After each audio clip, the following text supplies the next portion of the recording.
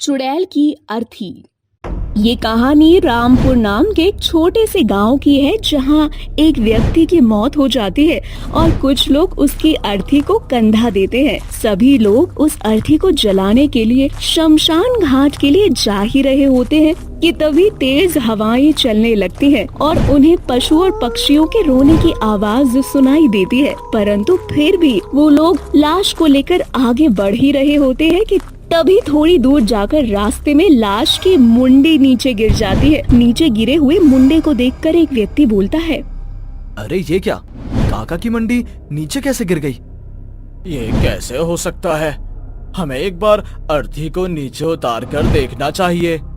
अब अर्थी को नीचे उतारते हैं। जब वो सभी अर्थी को नीचे उतार कर देखते हैं तो देखते हैं कि एक चुड़ैल अर्थी के ऊपर बैठी उस लाश को खा रही होती है। ये दृश्य देखकर वहाँ खड़े सभी लोगों के रोंगटे खड़े हो जाते हैं। उनमें से एक व्यक्ति चुड़ैल से बोलता है, कौन हो तुम और ये तुम क्या कर रही हो?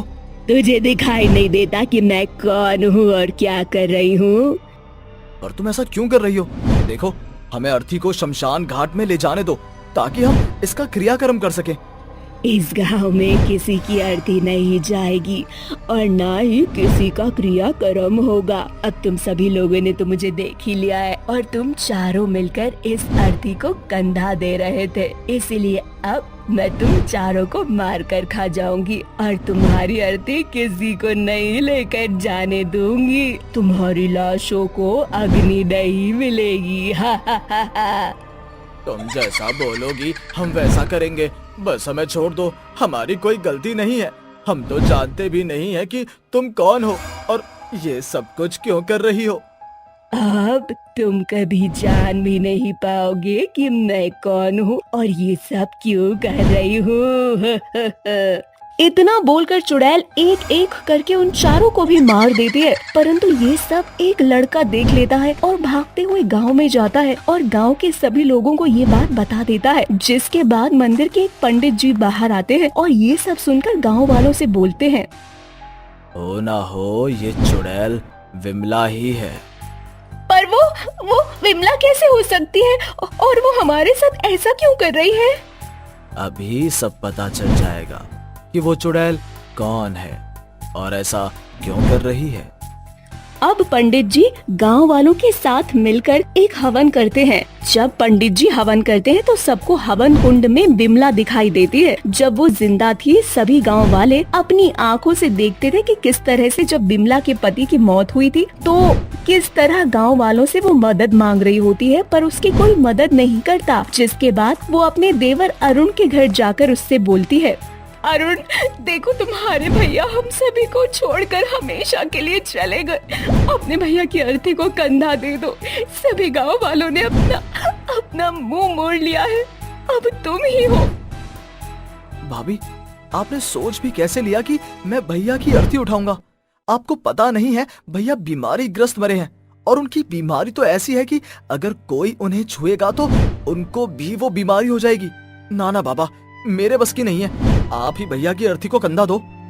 इतना बोलकर अरुण अपने घर का दरवाजा तक बंद कर लेता है और बेचारी विमला अपने घर वापस जाती है, जहां वो अपने पति की लाश को खुद कंधा देने की सोचती है। परंतु वो जैसे ही अपने पति की लाश को उठाने के लिए आगे बढ़ती है, उसका पैर स्लिप कर जाता है और वो एक टेबल से टकरा जाती है, जिसमें उसके सर पर गहरी चोट लगती है और मौके पर ही विमला की मौत हो जाती है। उन दोनों की लाश उन्हीं के घर में सड़ती रहती है, परंतु कोई भी गाँव वाला उनकी लाश को अग्नि नहीं देता और ना ही उन दोनों की अर्थी उठती है। ये सब देखकर गांव वालों को अपनी गलती का एहसास होता है और वो पंडित से बोलते हैं, पंडित जी, हम गांव वालों ने बिमला के साथ बहुत गलत किया। वो दोनों पति पत्नी एक ही दिन मर गए और हम गांव वालों ने उनकी लाश को उन्हीं के घर में सड़ता हुआ छोड़ दिया। इसीलिए आज बिमला सभी गांव वालों के पीछे पड़ी है और किसी की अर्थी उठने नहीं दे रही। अब हम क्या करें?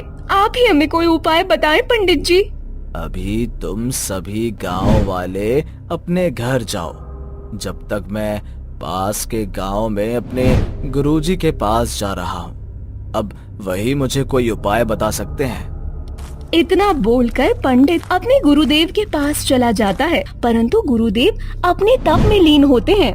जिस वजह से पंडित अपने गुरुदेव से बात नहीं कर पाता। इस तरह 3-4 दिन बीत जाते हैं। 4 दिन के बीच में गांव में 2 और लोगों की मौत हो जाती है, परंतु जैसे ही वो लोग उन मृत व्यक्तियों को कंधा देखते हैं, उनकी अर्थी को उठाते हैं, वैसे ही वो चुड़ैल फिर आ जाती है और उन्हें अर्थी ले जाने से रोक देती है। जिसके बाद सभी गाँव वाले अपनी जान बचाने के लिए उस अर्थी को नीचे रख देते हैं और अपने अपने घरों में चले जाते हैं। अब जिस तरह से बिमला और उसके पति की लाश उन्हीं के घर पर पड़ी थी, उसी तरह से वो लाश भी अपने ही घर में पड़ी रहती है। ये सब देखकर बिमला को बहुत अच्छा लगता है और वो पूरे गांव में हंसते हुए घूमने लगती है। तभी पंडित वहां आते हैं और पंडित को देखकर सभी गांव वाले मंदिर के अंदर जाते हैं, जहां पंडित सभी गांव वालों से बोलते हैं, मैंने अपने गुरुदेव से बात की और उन्होंने मुझे इसका हल बता दिया है।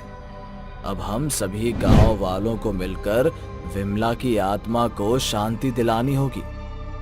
पर हम विमला की आत्मा को शांति कैसे दिलाएं? वो ना तो हमें कोई पूजा करने देती है और ना ही किसी की अर्थी को कंधा देने देती है। अपने गांव में तो अब जो भी कोई मरता है उसकी लाश उन्हीं के घर में पड़ी रहती है। पूरे गांव में लाश की बदबू ही बदबू हो रही है। ऐसे में तो हम सभी गांव वालों को कोई भयंकर बीमारी हो जाएगी और हम सभी गांव वाले उस बीमारी से मर जाएंगे। विमला ऐसा इसलिए कर रही है क्योंकि विमला और उसके पति की अर्थी नहीं उठी थी, इसलिए वो अब गांव में किसी की अर्थी नहीं उठने देती है। अब हम सभी गांव वालों को मिलकर पूरे विधि विधान के साथ विमला और उसके पति का अंतिम संस्कार करना होगा और उनकी अर्थी उठानी होगी। पर बिमला को मरे हुए तो कई साल हो चुके हैं और अब तक तो उसकी लाश उसके घर में सड़गल गई होगी। अब हम चुड़ैल की अर्थी कैसे उठाएंगे?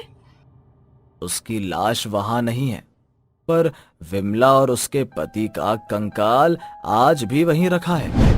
हम विधि विधान के साथ उसके कंकाल को कंधा देंगे और उन दोनों पति पत्नी का अंतिम संस्कार करेंगे। जब हम सभी गांव वाले मिलकर विमला और उसके पति की अर्थी को कंधा देंगे और उनका विधि विधान से क्रियाकर्म करेंगे, तभी विमला की आत्मा को शांति मिलेगी और वो इस गांव से जाएगी। अब सभी गांव वाले पंडित की बात से सहमत हो जाते हैं और वो सभी मिलकर एक साथ बिमला के घर की ओर चल देते हैं। तभी वो बिमला सभी गांव वालों के सामने आकर गुस्से से बोलती है, क्यों जा रहे हो मेरे घर के अंदर? विमला, हमें माफ कर दो।